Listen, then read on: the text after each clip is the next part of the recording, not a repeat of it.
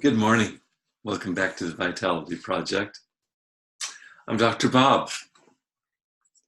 Yesterday we discussed the dead-end alley, as I called it, that lies right at the heart of addiction's highly self-destructive downward spiral.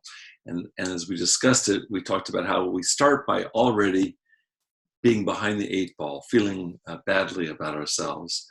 Then we self-medicate to alleviate the pain of those awful feelings, in terms of our self-esteem cratering, which only ends up making us feel worse about ourselves. If you think about it, the message around addiction in general is that addicts are losers or are weak. And so that's not going to support feeling better about ourselves.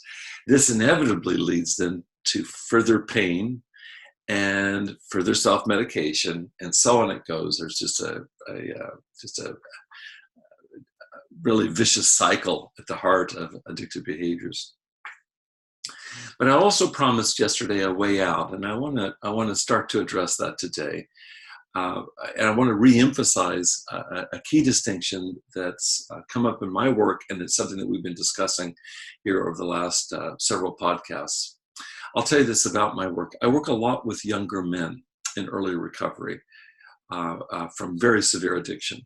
And what I want to suggest is what we've talked about before in terms of feeling bad about what they've done. This is guilt.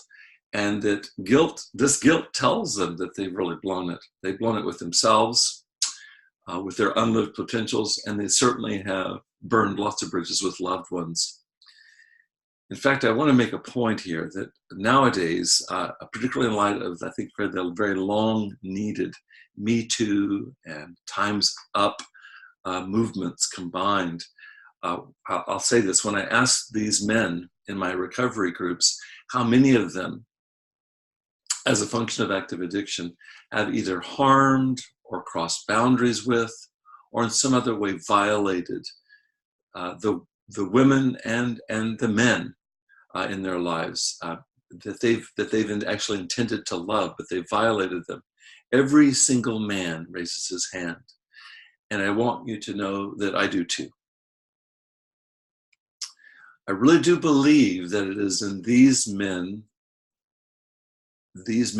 listening deeply in their newfound sobriety. It's their listening to the rightful guilt that they should have for all the wrongs they have perpetrated in active addiction. Well, I think this deep listening is their single most important advisor. Think about this for just a second. We cannot heal what we cannot admit to.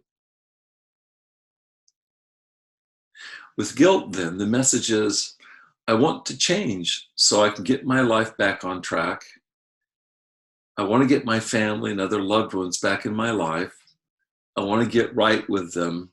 And the only way I can do this is by getting sober and staying sober. And with rightful guilt, I can, and now I will change. It's a huge motivator. So when I tell these young men in my groups that are in recovery from addiction, I start off by saying that they should feel guilty. That's not what they expected to hear. Many of them are surprised, at least initially.